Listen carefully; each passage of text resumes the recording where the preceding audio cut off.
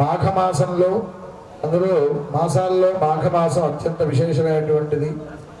ఈ మాఘమాసంలో మనం ఇప్పుడు ఇక్కడ చెంగాళమ్మ గుడిలో సూళ్ళూరుపేటలో సంకల్పం చేసినటువంటి మహాకుంభాభిషేకం, కోటి కుంకుమార్చన ఇవాళ 7వ రోజు కాలరాత్రి అలంకారంలో మనమందరం కూడా ఆ అమ్మవారిని మహాకాళి, మహాలక్ష్మి, మహాసరస్వతి, చండీ పరదేవతా స్వరూపిణిగా ఉన్నటువంటి నవదుర్గా స్వరూపమైనటువంటి అమ్మవారిని చెంగాళమ్మని ఈ రోజున మనం కాళరాత్రి రూపంలో అమ్మవారిని అర్చన చేసి ఆరాధన చేస్తూ ఉన్నాం.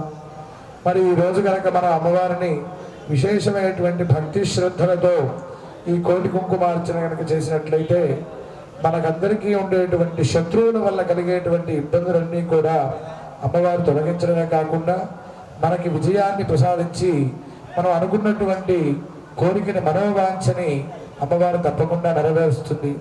అంతేకాకుండా ముఖ్యంగా స్త్రీలందరూ కూడా ఈ మాఘమాసంలో అమ్మవారిని కుంకుమతో ఆరాధన చేయడం వల్ల స్త్రీలందరికీ కూడా సకల సౌభాగ్యాలు కలిగి దీర్ఘ సౌమంగళ్య అభివృద్ధి బాగా కలుగుతుందని చెప్పి మనకి పురాణాలన్నీ కూడా చెబుతున్నాయి.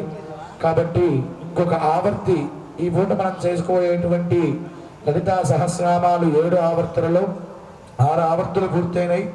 ఆఖరి ఆవర్తుంది. భక్తులందరూ కూడా ఇప్పటిదాకా ఓపిక భక్తి శ్రద్ధలతో కూర్చొని చేశారు.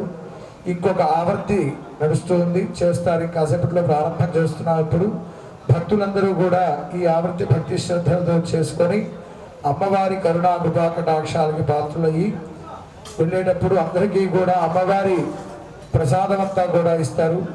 దయచేసి హారతి ఇచ్చిన తర్వాత మంత్రపుష్పం అన్నీ కూడా ఉంటాయి. అన్నీ కూడా ఉండి చివరిలో మొత్తం అంతా చూసుకుని వెళ్ళవలసిందిగా భక్తులందరికీ కూడా మనవి చేస్తున్నాం. సర్వే జనా సుఖినో భవంతు. సింహాసనేశ్వర్యై నమః.